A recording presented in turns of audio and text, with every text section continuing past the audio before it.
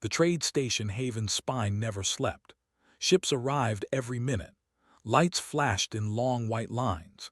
Aliens of 100 kinds walked the wide halls, tall ones, short ones, scaled, furred, metal-skinned, and stranger things that did not fit any clear shape.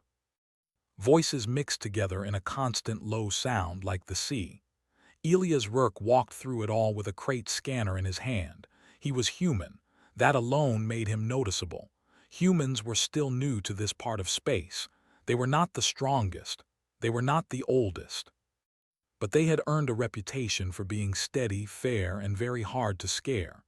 Elias did not think about that much. He was a logistics officer. His job was simple: check cargo, approve routes, solve problems, go home.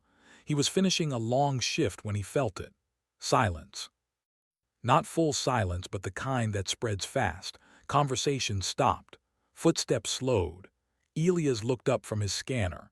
In the center of the main concourse, someone had knelt. She was not human. Her skin was pale blue, smooth like polished stone. Long dark hair fell down her back in a loose line. She wore travel clothes that had been repaired many times. Her hands were empty, placed flat on the floor in front of her. Beside her stood a small child. The child stayed close, one hand gripping her clothing. The child's eyes were too alert for someone so young. They watched everything. Elias frowned and stepped closer. He noticed something else then. The woman was shaking, not in fear but in exhaustion. She looked like someone who had been running for a very long time. She raised her head, her eyes locked onto Elias. Of all the beings in the hall, she had chosen him. She bowed low, forehead nearly touching the floor. "Human protector," she said in careful, broken trade speech. "I beg you, take me and my child as your concubine." The word hit the station like an explosion. Gasps rippled outward. Several aliens backed away. Others leaned forward, eyes sharp with interest. Security drones turned slightly, tracking the moment. Elias froze. "What?" he said. He had heard the word before in old alien histories. It never meant anything good. "You need to stand up," he said quickly. "You can't, this isn't." She did not move. "If you refuse," she said softly, "we will be claimed by others." The child pressed closer to her side. Elias looked around. No one helped. No one spoke. Some faces showed pity. Others showed hunger. This was not a performance. This was a last choice. "I don't." Elias stopped himself. He forced his voice to stay calm. "What does concubine mean to your people?" Her shoulders trembled once. Still, she answered. "It means bond," she said. "Protection, legal shelter, a name that cannot be taken." "That sounds like asylum," Elias said. Her mouth curved in a sad shape. "It used to be." Before he could ask more, a clear, neutral voice echoed through the hall. "Attention! Cultural claim detected. Translation verified." The station AI had activated. In the petitioner's culture, concubine status grants full legal protection under the bonded party's authority. Refusal by a compatible protector results in forfeiture of claimant rights. Elias felt cold. "So if I say no," he said slowly, "what happens to them?" There was a pause, just long enough to hurt. "They may be lawfully claimed by any registered power present." He looked at the woman again, at the child. The child did not cry, did not beg, just watched him as if measuring something important. Elias swore under his breath. "I didn't sign up for this," he muttered, but he also knew something else. If he walked away, he would remember this moment for the rest of his life. He knelt down in front of them. The hall erupted into noise again, shocked voices, angry hisses, rapid whispers, but Elias focused only on the two in front of him. "My name is Elias Rourke," he said clearly. "I am human, I don't own people." Her eyes widened. "I won't command you," he continued. "I won't harm you. If I accept this bond, it will be protection only. You will be safe, both of you." The woman stared at him, breathing fast. Slowly she bowed again, but this time not all the way to the floor. "I am Marieth," she said. "This is my child, Kel." Kel gave a small, careful nod. Elias stood. "I accept," he said. The station AI responded at once. Bond registered. Human custodianship confirmed. A symbol flashed in the air, a legal mark older than most living empires. Several aliens cursed openly. Elias felt the weight of 100 eyes on him. "What did I just do?" he asked quietly. Mareth answered, "You gave us a future." Security arrived moments later. Not to arrest him, but to escort them. "Protocol requires temporary relocation," the lead officer said stiffly, "until claim challenges are resolved." "Challenges?" Elias asked. The officer glanced at the crowd. "Several powers are displeased." Elias sighed. "Of course they are." They were led through quieter corridors to a sealed transit room. The door closed behind them with a heavy sound. For the first time, Mareth relaxed.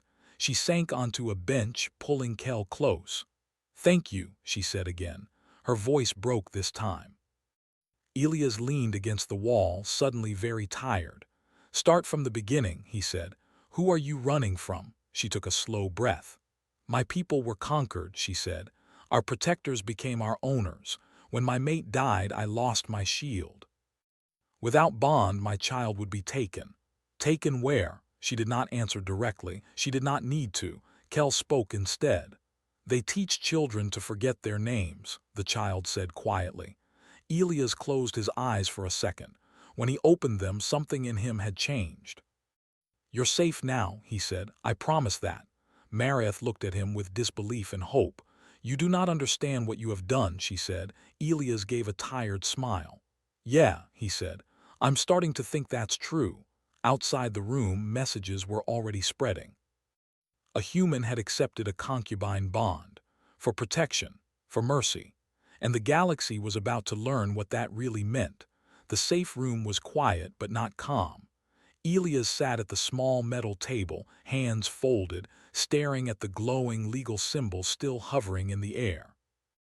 It pulsed slowly like a heartbeat. Every pulse meant the bond was active.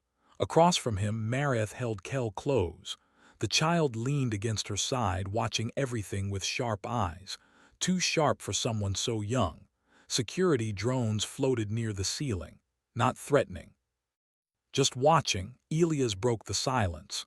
"So," he said, "who is coming for you?" Mareth hesitated.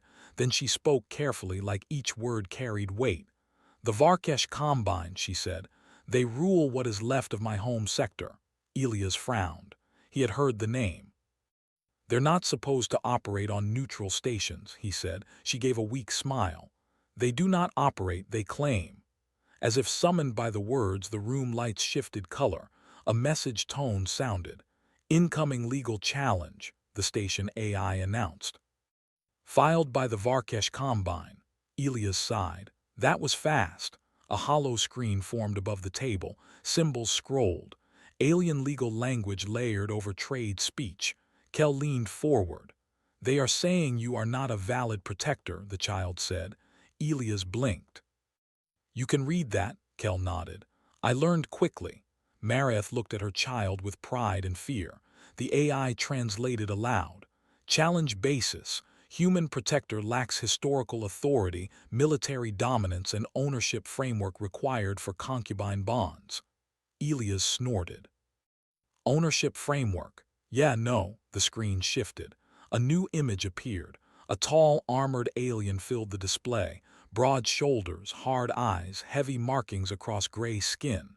"Human," the alien said. His voice was deep and calm. "You have interfered in lawful inheritance." "I provided asylum," Elias replied. The alien's mouth twisted slightly. "There is no such concept in her culture," he said. "Only bond or capture." "Then her culture needs an update," Elias said. The alien leaned closer to the camera. "You are weak," he said. "You cannot protect what you claim." Elias felt anger rise, but he kept his voice level. "You haven't tested that," he said. The alien's eyes flicked toward Mareth and Kel. "You have one rotation to surrender them," he said. "After that, the station will be forced to comply." The screen went dark. Kel exhaled slowly. "They are lying," the child said. "They will not wait." Elias stood up. "Then neither will we." The human embassy was 3 corridors away, sealed behind thick white doors. Humans kept their spaces plain, no sharp edges. No threat displays, just quiet strength. Ambassador Rena Salas listened without interrupting. She was older than Elias, with silver hair pulled back tight. Her eyes missed nothing. When he finished, she leaned back. "You accepted a concubine bond," she said. "On a neutral station, against a major power." Elias nodded. "Yes," she studied Mareth and Kel. "And you understand this was never about romance or control?" Rena asked. Mareth stood. She bowed, not low, not weak. "I chose him because he does not wish to own me," she said. "That is why they fear him." Rena smiled slightly. "That's what I thought." She turned to her terminal and began typing fast. "The Combine is using an old system," she said. "One that assumes power equals ownership." She looked up at Elias. "Humans don't fit that model." Elias crossed his arms. "So what happens now?" Rena's smile faded. "Now they test us." The test came sooner than expected. 3 hours later, Haven's spine shook. Not from weapons fire, from pressure. Trade lanes closed. Docking permissions froze. Ships aligned with the Combine began blocking corridors. The station governor issued a warning. All non-essential movement suspended. Panic spread. Elias watched from the embassy window as alien merchants argued, shouted, demanded action. "They're choking the station," he said. Rena nodded. "Economic pressure, classic." Mareth's hands trembled. "They want people angry at you," she said. "They want you to give us up." Kel looked up at Elias. "Will you?" the child asked. Elias met the child's gaze. "No," he said. "I won't." Kel nodded once as if confirming a theory. Rena turned back to her terminal. "Human fleets are too far for force," she said, "so we use something else." She tapped the screen. "Transparency." Within minutes, the human embassy released a public broadcast, not propaganda. Not threats, just facts. They explained the bond, the legal language, the consequences of refusal, the history of concubine systems being used to hide slavery. They showed Mareth's testimony. They showed Kel's recorded statement. "They erase names," Kel said on the broadcast. "Humans asked for mine." The station went quiet again. But this time it was different. Alien workers stopped. Pilots paused. Even some Combine-aligned crews looked uncertain. Messages flooded in. Questions, challenges, support. The Combine responded with another legal strike. Human misrepresentation of cultural norms. Rena smiled grimly. "Good," she said. "Now everyone is watching." The hearing was scheduled for the next cycle, a full station tribunal. Elias stood in the chamber, hands clasped behind his back. Humans stood with him, not soldiers. Lawyers, translators, cultural experts. Across the floor, the Combine delegation gathered, tall, armored, confident. Mareth stood beside Elias. Kel stood between them. "You do not have to be here," Elias whispered. "Yes, I do," she said. "I will not hide again." The tribunal began. The Combine spoke first. "Humans are inexperienced," their lead said. "They do not understand the weight of protection. They cannot enforce bond authority." Rena responded calmly. "Authority does not require ownership," she said. "Only responsibility." The Combine laughed. "Then let us test it," the lead said. "If you are protectors, take responsibility." The lights dimmed. New data appeared. "Petition filed by 3 additional claimants," the AI announced. 3 figures stepped forward.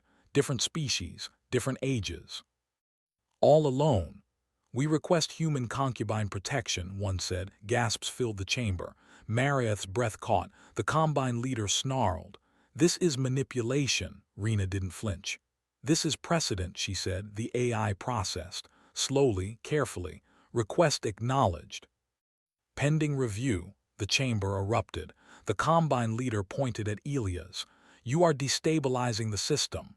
Elias finally spoke. "Good," he said. Silence fell.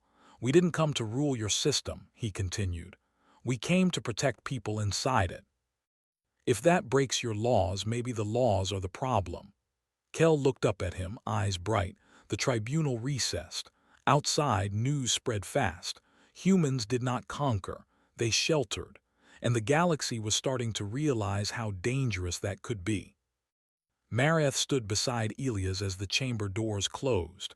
"They will not stop," she said. Elias nodded. "I know." He looked down at Kel. "But neither will we." Far across the station, old powers began to worry, because once people learned humans would protect without owning, they would never kneel the same way again.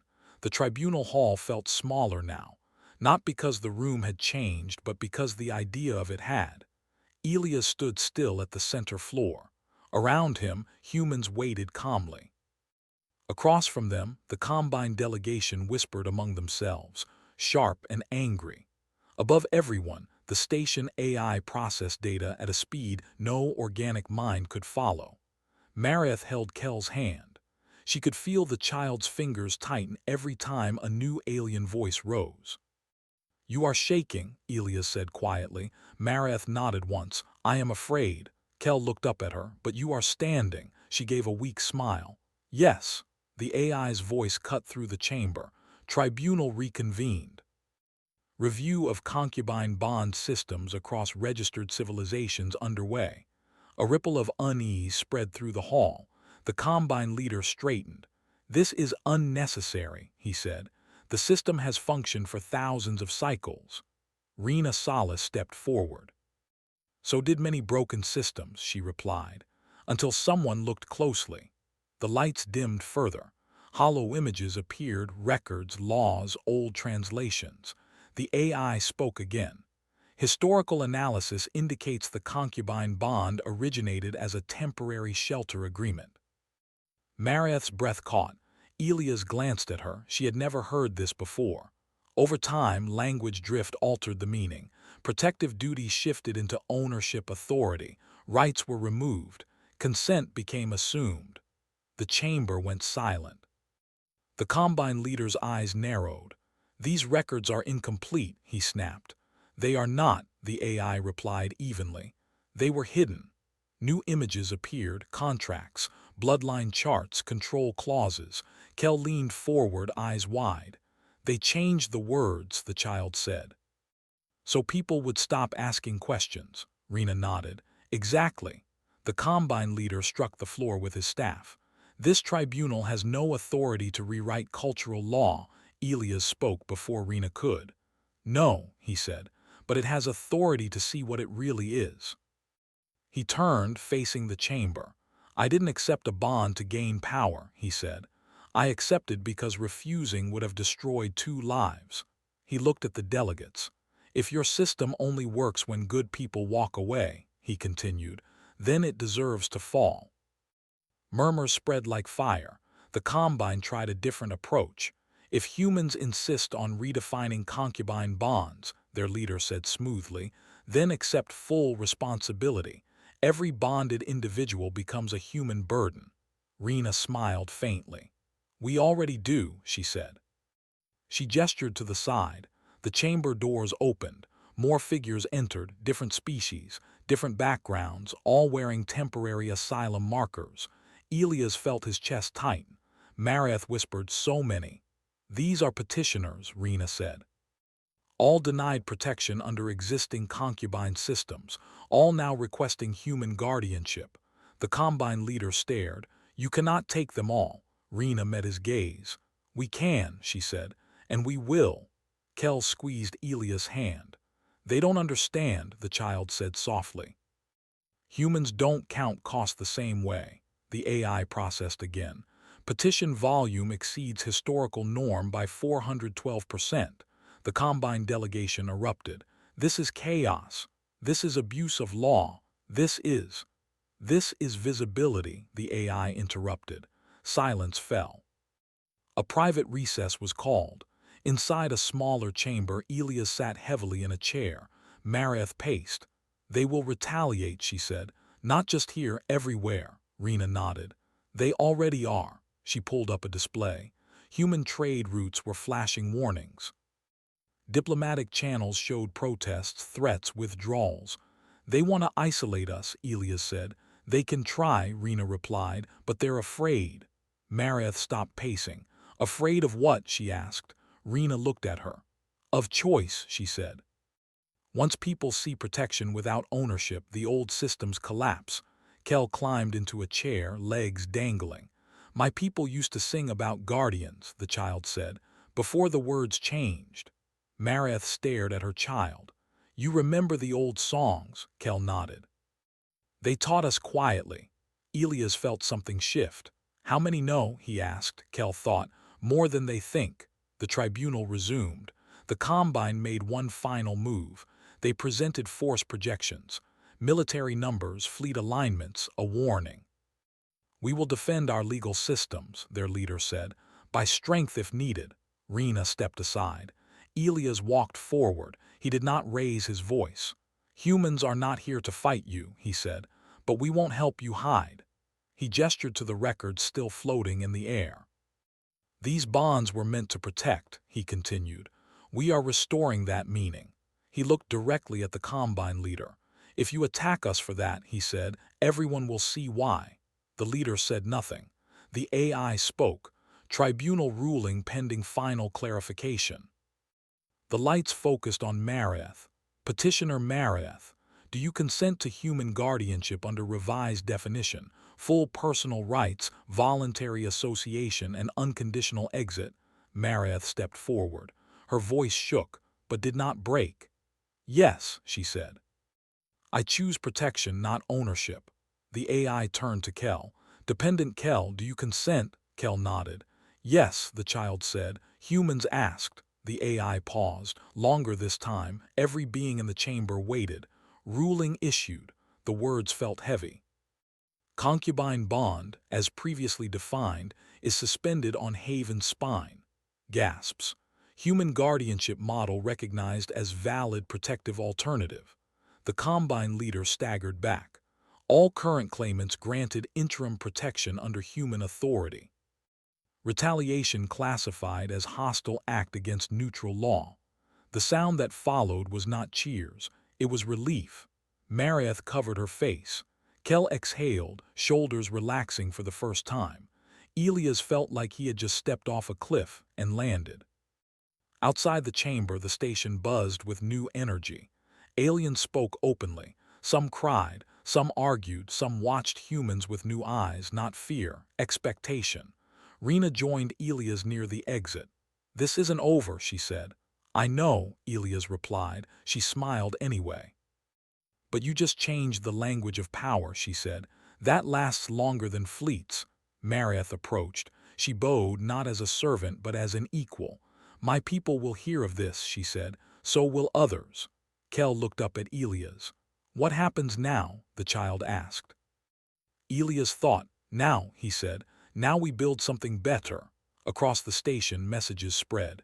Humans had broken the concubine system, not by force, by meaning. And far beyond Haven's spine, old empires began to prepare. Because humanity had done something far more dangerous than rebellion. They had reminded the galaxy what protection was supposed to be. The galaxy did not change in one day, but it leaned. That was how Ambassador Rena Salas explained it later. Not with drama or pride, but with calm truth. When humans stepped in, she said, the galaxy leaned toward something new.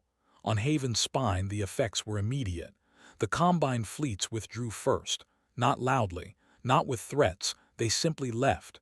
Trade lanes reopened. Docking bays unlocked. Ships that had waited in fear began to move again. Elias watched from the observation deck. He felt tired in a way sleep could not fix. Mareth stood beside him, holding Kel's hand. For the first time since he had met her, her shoulders were not tense. They are gone, she said quietly. For now, Elias replied. Kel looked out at the stars. They don't know what to do, the child said. Their words stopped working. The human guardianship accord was signed 3 days later. It was not flashy, no banners, no parades. Just clear language, simple rules, protection without ownership, shelter without control, bond by choice, not force. Other species watched closely, some laughed at it, some feared it. Some came quietly, one by one, asking questions. What if a human changes their mind? Then the bond ends, the answer came. What if the protected leaves? Then they leave. What if humans use this for power? Then the law applies to them too. That part surprised many. Humans did not write themselves above the system. They wrote themselves inside it. The first test came quickly. A minor empire refused to release bonded workers, claiming old concubine rights still applied beyond Haven's spine. The human response was simple. They published the records. They showed the language drift. They showed the original meanings. They invited neutral observers. No ships moved. No weapons powered up. The empire folded within a week, not because of fear, but because everyone was watching. Elias did not become famous.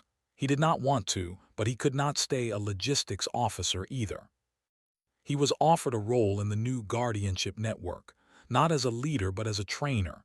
Teach others what you did, Rena told him. I didn't do anything special, he said. She smiled. Exactly. Mareth chose her own path. She joined a cultural recovery team, helping other species reclaim lost meanings and forgotten words. Language matters, she said. I learned that from humans. Kel enrolled in a mixed-species learning program. The child thrived, asked questions no one else thought to ask. Corrected adults politely. When asked what they wanted to be, Kel answered simply. Safe, the child said. Then maybe brave. Months passed, then years. The word concubine faded, not banned, not erased, just replaced. People stopped using it because it no longer meant what it once had. They used new words instead. Guardian, shelter bond, chosen protector. Human protector became something else too. Slang spread across trade routes. You want real safety, someone would say, find a human. It was not always meant kindly, but it was always meant seriously. Not everyone accepted the change. Some old powers tried to adapt the language without the meaning. Humans noticed. They called it out. Every time. That's ownership with a new name, they said. Try again. It frustrated the galaxy. It also reshaped it, because humans did not stop paying attention. One quiet evening, Elias sat on a station balcony far from Haven's spine. Stars drifted slowly. Mareth joined him. I never thanked you properly, she said. You did, Elias replied. You lived, she smiled. My people are rebuilding, she said, slowly but freely. Kel ran past them, laughing with children of 3 species. Elias watched. You know, he said, some people think humans did this because we're strong. Mareth shook her head. No, she said. You did it because you listen. She looked at him. And because you do not kneel to cruel words. Far away, deep in old archives, something stirred. Ancient records surfaced. Not hidden this time, they spoke of a species long gone. One that once offered protection without ownership. One that had been feared, not for its weapons, but for its refusal to dominate. The records ended abruptly, extinct. Cause unknown. The discovery spread. Some panicked. Some whispered. Some looked at humans with new understanding. They are doing it again, the whispers said. A council of major powers met in emergency session. This path leads to collapse, one leader argued. No, another replied. It leads to balance. And if humans refuse to stop. A third voice answered quietly. Then we adapt, silence followed. Because for the first time in galactic history, adaptation meant becoming better. Years later, a young alien stood in a crowded station hall, alone, frightened. They looked around at the rushing crowd. Then they saw the symbol, a simple mark, not ownership, not command, just protection. They walked toward it, and no one laughed, no one hunted, because the galaxy had learned something important. Elias Rourke never called himself a hero. He retired quietly. But when asked once why he accepted the bond that day, he answered honestly. I didn't save anyone, he said. I just refused to walk away. That answer spread further than he ever knew. The galaxy did not fear humans because they conquered worlds. It feared them because they broke chains by changing meanings, because they took systems built on cruelty and asked a simple question. What if we do? And once that question existed, the galaxy could never forget it.